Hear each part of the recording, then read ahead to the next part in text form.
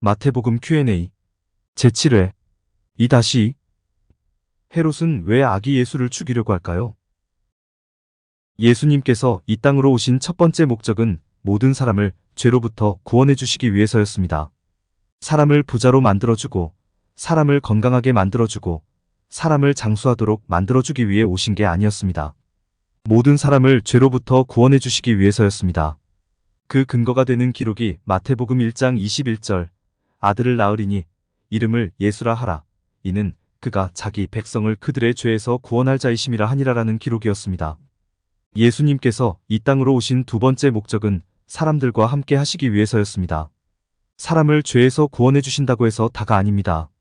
구원해 주었으니 이제 너희들끼리 알아서 잘 살아라 하고 떠나시면 안 됩니다. 구원받은 성도가 온전히 살아갈 수 있도록 보호해 주셔야 합니다. 그래서 예수님은 언제나 사람과 함께 하십니다. 그리고 성경도 이를 선언합니다.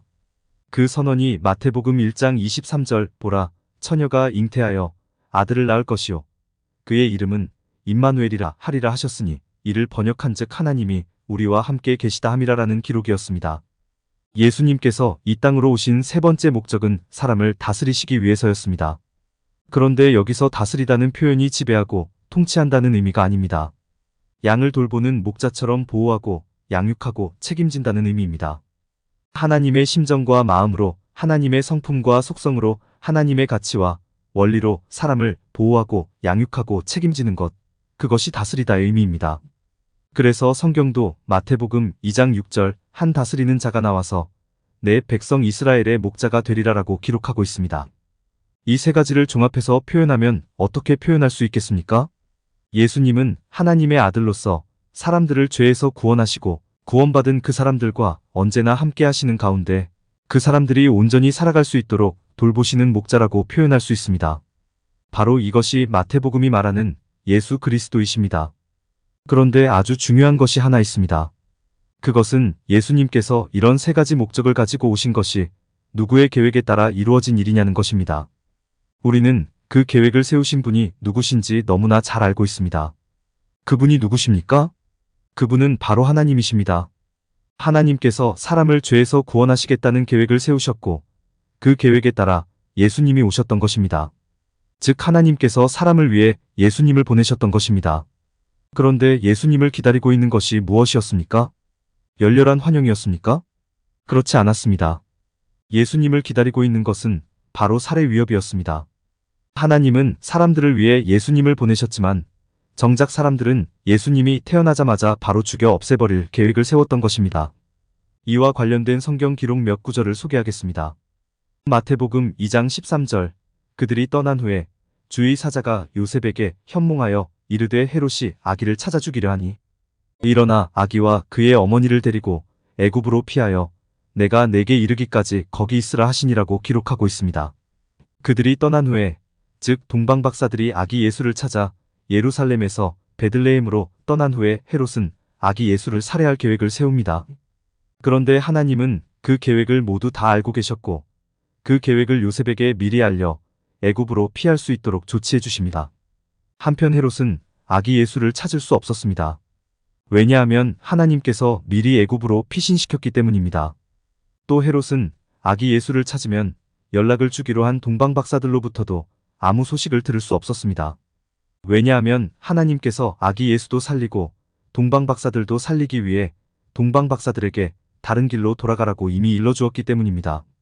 그러자 헤롯은 더 끔찍한 계획을 세웁니다. 그 계획이 마태복음 2장 16절 이에 헤롯이 박사들에게 속은 줄 알고 심히 노하여 사람을 보내어 베들레헴과 그 모든 지경 안에 있는 사내 아이를 박사들에게 자세히 알아본 그때를 기준하여 2살부터 그 아래로 다 죽이니라는 내용입니다. 헤롯은 아기 예수 하나를 죽이기 위해 베들레헴과 그 주변 지역에서 태어난 2살 이하의 모든 남자아이를 다 죽이는 끔찍한 일을 저지르는 것입니다. 바로 이 지점에서 우리가 생각해 보아야 하는 것이 있습니다. 그것은 헤롯이 어떤 이유로 아기 예수를 이렇게 죽이지 못해 안달하고 있느냐는 것입니다. 무슨 이유로 아기 예수 하나 죽이겠다고 2살 이하의 모든 남자아이들까지도 다 죽이는 끔찍한 일을 벌이고 있느냐는 것입니다. 헤롯이 이러는 이유는 예수님의 존재가 헤롯에게는 아무런 유익, 아무런 이익, 아무런 도움이 되지 않기 때문입니다. 헤롯은 왕입니다. 아무리 이스라엘이 로마의 식민 통치를 받고 있다고 하더라도 헤롯은 어쨌든 왕입니다.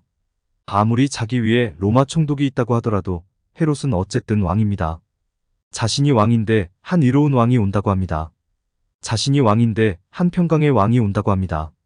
그럼 자신의 왕자리는 어떻게 되겠습니까? 헤롯은 자신의 왕자리를 빼앗길지 모른다고 생각합니다.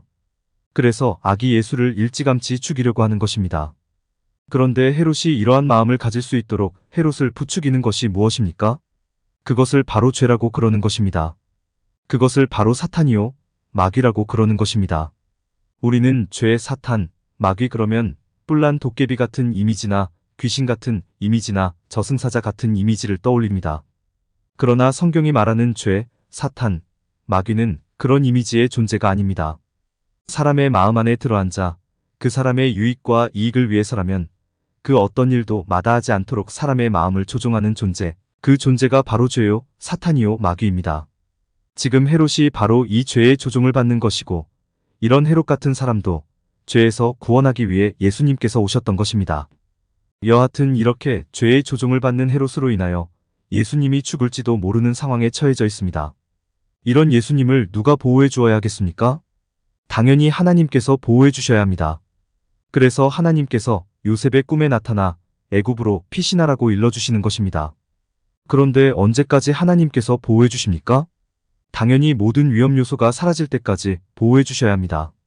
그래서 등장하는 구절이 마태복음 2장 19절로 21절, 헤롯이 죽은 후에 주의 사자가 애굽에서 요셉에게 현몽하여 이르되 일어나 아기와 그의 어머니를 데리고 이스라엘 땅으로 가라.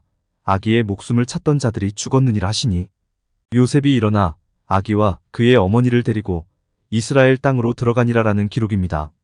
아기 예수를 죽이고자 했던 헤롯이 죽으니까 그때 비로소 이스라엘로 돌아가도 좋다고 하나님께서 요셉에게 일러주시는 것입니다. 이 내용을 근거로 해서 꼭 한번 그 의미를 다시 한번 생각해보고 싶은 단어가 하나 있습니다. 그 단어는 바로 책임이라는 단어입니다. 책임의 사전적 의미는 맡아서 행해야 할 의무나 임무라고 할 수 있습니다. 또 책임지다라는 표현은 권한이나 의무나 임무 등을 떠안는다는 의미를 담고 있습니다. 그런데 사람들의 세상 속에서 책임지다라는 표현이 어떤 의미로 사용되고 있습니까? 대개 그만둔다는 의미로 사용되고 있습니다. 대개 떠난다는 의미로 사용되고 있습니다. 조만간 국회의원 선거가 있을 텐데 분명히 이런 장면이 TV 전파를 탈 겁니다. 개표 방송이 절정에 달했을 무렵에 패배한 정당의 대표가 긴급 기자회견을 열 것입니다. 그리고 선거 패배의 모든 책임을 지고 대표직에서 물러나겠다는 말을 할 것입니다. 그런데 그만두겠다는 게, 물러나겠다는 게 책임을 지는 것입니까? 그런 것은 책임지는 게 아닙니다. 책임지는 것은 수습하고 마무리하는 것이지 물러나는 게 아닙니다. 그런데 사람들은 물러나는 게 책임을 지는 일이라고 생각합니다. 그렇게 물러나는 결단을 빨리 내리는 것이 멋있게 책임지는 일이라고 생각합니다. 또 책임을 지우려는 사람들은 수습하고 마무리 지을 시간을 주는 것이 아니라 한시라도 빨리 자리에서 그만두게 하는 것이 책임을 지게 하는 일이라고 생각합니다. 아주 안타까운 일이 아닐 수 없습니다. 만약 하나님께서 사람이 저지른 옳지 않은 결과에 대해 하나님의 자리에서 물러나는 식으로 책임을 진다면 사람은 어떻게 되겠습니까? 만약 부모님께서 자녀가 저지른 옳지 않은 결과에 대해 부모의 자리에서 물러나는 식으로 책임을 진다면 자녀는 어떻게 되겠습니까? 만약 선생님께서 학생이 저지른 옳지 않은 결과에 대해 선생님의 자리에서 물러나는 식으로 책임을 진다면 학생은 어떻게 되겠습니까? 책임은 물러나는 것으로 지는 것이 아니라, 책임은 그만두는 것으로 지는 것이 아니라 수습하고 마무리 짓는 것으로 지는 것입니다. 물러나고 그만두는 것은 책임지는 것이 아니라 결국은 책임 회피입니다. 물러나고 그만두는 것은 책임지는 것이 아니라 결국은 도망가는 것입니다. 오늘 하나님은 예수님을 끝까지 책임지셨습니다. 아기 예수를 향한 살해의 위협이 완전히 사라질 때까지 끝까지 책임지셨습니다. 그렇습니다. 하나님은 끝까지 책임져 주시는 분이십니다. 아무리 사람이 잘못을 저지르더라도 사람에게 그 책임을 묻지 아니하시고 하나님께서 몸소 수습하시고 하나님께서 몸소 마무리 지으시며 책임을 지시는 분이십니다. 그렇게 책임져 주시는 하나님으로 인하여 우리가 죄의 원리에서 벗어나 온전히 살아갈 수 있다는 것을 기억하실 수 있기를 바랍니다. 끝으로 공감이 되었다면 구독과 좋아요, 알림 설정 부탁드립니다. 하나님의 말씀을 바르게 전하는데 큰 도움이 될 것입니다. 평등하고 공정하며 정의롭고 행복한 세상을 이루는데 큰 도움이 될 것입니다.